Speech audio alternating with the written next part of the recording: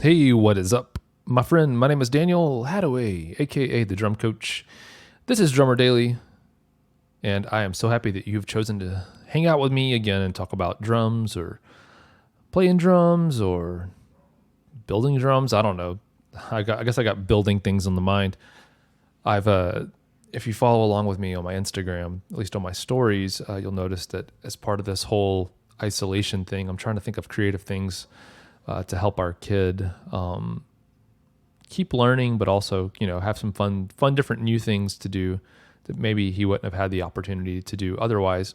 And so we decided to build an electric guitar as a project. And it's kind of a twofold thing. One is that I think it's something fun for us to do together and for him to learn. He's 8, and learn a whole bunch of different new skills and fun things along the way, but also hopefully end up with a really cool guitar at the end of it that's something kind of close to something I've been wanting for a while, but doesn't cost nearly as much money as buying it from the store. So we'll see, which interestingly is this whole isolation thing is part of what I wanted to talk about today, specifically something that came up with our kid and how it relates back to playing drumming. So as I'm sure many of you, depending on how old you are listening, if you have kids who are school aged, and then we're in the middle of this whole coronavirus thing where everyone's pretty much out of school and everyone's now trying to figure out how to continue an education for our kids while they're not in school. And everyone's got their own plan, their own way of doing things. And, my wife and I, of course, are both working from home right now. And, we're definitely trying to not go crazy, with structure and schoolwork. We don't have the free time, the ability to do that anyway. But also know that this is a unique time and that we're going to do our best and not put too much pressure on ourselves. And so one thing that we're doing is we've bought some like workbooks that have they have all the different subjects of school in them, and basically every day. Part of our kid's routine is that he has to do some workbook pages. There's math in there, and there's reading comprehension. There's different things like that. And we decided to get him. He's in second grade right now. We decided to get him third grade workbooks to work out of. And an interesting, point of frustration for him is that he's so smart that he's used to a lot of times in school not being challenged too much. And what that means is that when he's doing schoolwork, he's normally used to, seeing a question on a page or something and immediately knowing the answer and writing it down. Or with math, all of the math right now that he's doing in second grade, for the most part, is stuff that he basically can just do in his head and then write the answer down. And this third grade stuff is actually a new challenge for him, for sure, because it's, he has to read like the paragraph of introduction on the page before he gets to the problem on the page. Or, it's the questions will be, the math will be hard enough that it's not something where you'll be able to just do it in your head. You'll have to actually start writing, in some of the blank spaces on the page and do a little bit of work on paper before you end up with your final answer. And that's something new for him. And it's something that's kind of tough. And we've had to, remind him of that. Hey, like, it's okay if you don't, when you start working on the problem, if you don't know what the answer is, if you start with what you do know how to do and keep working through it, you'll arrive at the answer eventually. But there's going to be a lot of writing on that page that maybe is not, it's not the actual answer itself, and that's okay. But it's funny because that's something that I think a lot of us take for granted in things like schoolwork that we may have done before. At a certain point, you get used to the whole show your work type mentality. Of course, I don't know if that's true anymore. I guess they still do that kind of stuff in school.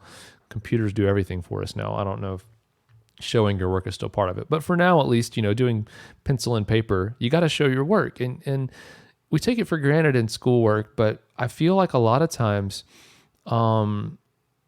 in music, especially once you get to a point where there are things that you're comfortable playing on drums, we stop feeling okay about playing something or attempting to play something we don't already know how to play. And that's kind of a long way, I think, of me basically saying, are you challenging yourself on your instrument? Are you attempting to learn new things? Or are you just enjoying how easy or how, the sound of your drumming along with music or something else, to the point where you're not really pushing yourself or attempting to do something other than what you already know how to do? And so think about it like it's math, and that sometimes you're going to have to show your work along the way. You're going to have to do some things that don't necessarily sound so great, but you got to start doing something new to get to that point.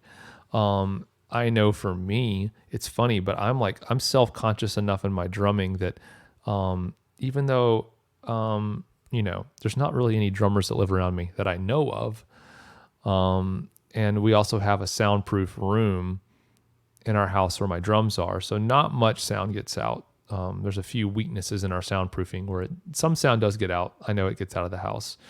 But I'm so self-conscious of what I'm playing being heard by others that I'm reluctant a lot of times to push myself, to challenge myself, because I don't want anything that I play to sound less than great.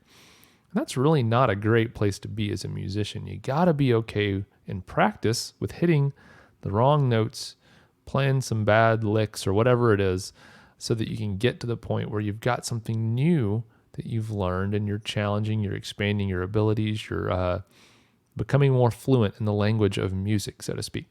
So that's what I wanted to talk to you about today. That's it. Make sure you're challenging yourself. Start playing some wrong notes on purpose just to get yourself more comfortable with the idea.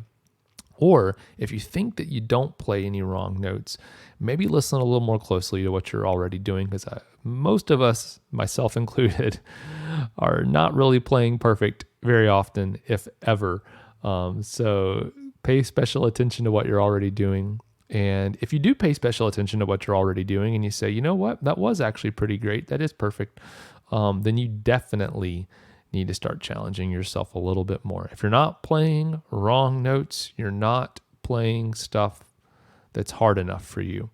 If I told my kid, I said with the workbook thing, I said that if the workbook, if it's asking you to answer questions and you think that you need to, and it expects you to know all the answers before you start doing the work, that's not work. That's called trivia. That's what we go do on Thursday nights at the local tap room. Well, we did until we had to start isolating. But trivia is challenging and finding out what you already know and seeing if you already know the answer to the question.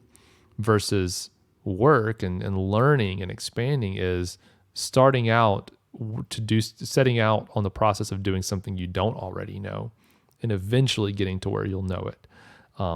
That's very different than trivia. So don't play drums like you're trying to answer trivia. Play drums like you're trying to learn something new. All right. Thanks for joining me today. I hope you're doing well. I hope you're happy, healthy, and safe wherever you are. We will talk again very soon here on Drummer Daily. Bye for now.